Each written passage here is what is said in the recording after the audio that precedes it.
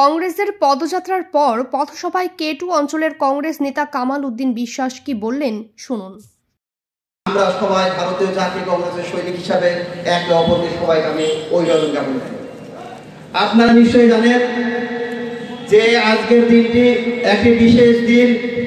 ভারতের জাতীয় কংগ্রেসের লড়াকু নেতা রাহুল গান্ধী আজ তিনি মণিপুরে দুপুর 12টার সময় যাত্রা শুরু করেছেন তার নিজের জন্য নয়, তার মা বোনের জন্য নয়, বিয়ে তো করেননি তার স্ত্রী বা তার ছেলের জন্য নয়। আমরা ভারতের জাতীয় কংগ্রেস দল গণতান্ত্রিক পদ্ধতিতে বিশ্বাস করি। আপনারা নিশ্চয়ই জানেন 2022 সালে সম্মানীয় রাহুল গান্ধী কর্ণাটকের কেরল থেকে শুরু করে কাশ্মীর, কন্যাকুমারী থেকে শুরু করে কাশ্মীর পর্যন্ত পদযাত্রা করেছিলেন।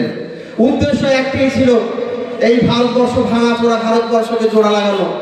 এখানে ধর্মের নামে মানুষের বজ্জাতি, এখানে ভাষার নামে মানুষকে খুন খারাপি, পোশাকের নামে এখানে বদমাইশিকে দূর করার জন্য তিনি পদযাত্রা করেছিলেন। আজকে ঠিক সেই দিনটি আপনাদের সামনে উপনীত হয়েছে। ভারতের জাতীয় কংগ্রেসের অন্যতম সেনাপতি সেনাই বলেন রাহুল গান্ধী। মনে রাখতে হবে, এই দেশ আমার আপনার সকলের। 1947 সালে ভারত স্বাধীন হয় হিন্দু, মুসলমান, খ্রিস্টান, শিখ, বৌদ্ধ সকলের রক্তের বিনিময়ে। ভাবতে হবে আজকে সেই সবার রক্তের বিনিময়ে যে স্বাধীনতা আমরা পেয়েছিলাম, সেই স্বাধীনতা কোথায় গেল? কি করে এখানে হিন্দু মুসলমানে হিন্দুদের, খ্রিস্টানে বৌদ্ধদের কিভাবে এখানে লড়াই লাগিয়ে যায়, তার চক্রান্তে কিন্তু মোদী সরকার করছে। তার প্রতিবাদে আজকে রাহুল গান্ধীর পদযাত্রা। ভারতের জাতীয় কংগ্রেস কাউকে হত্যা করা যাবে না, ভারতের জাতীয় কংগ্রেস কাউকে ধাপ্পা দেওয়া যাবে না।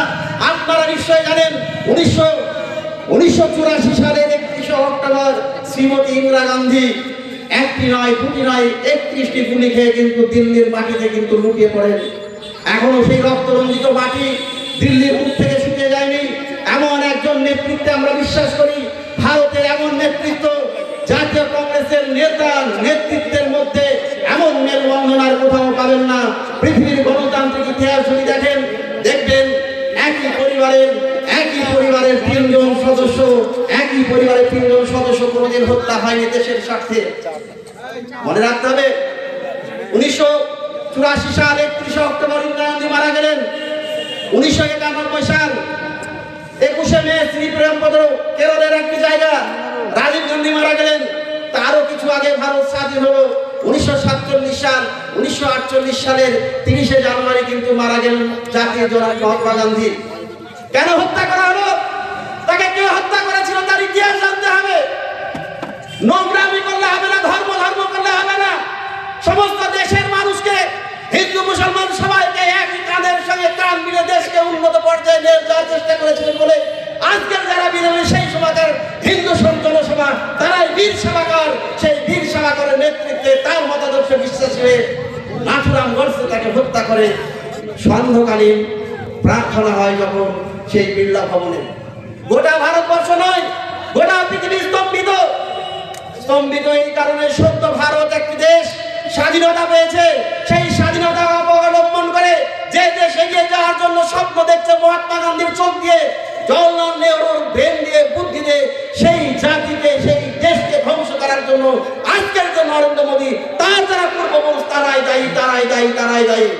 আর্থিক লেনদেনের নির্ভরযোগ্য প্রতিষ্ঠান চাঁদপুর সমবায় কৃষি উন্নয়ন সমিতি লিমিটেড। ঠিকানা চাঁদপুর, নওদা, মুর্শিদাবাদ।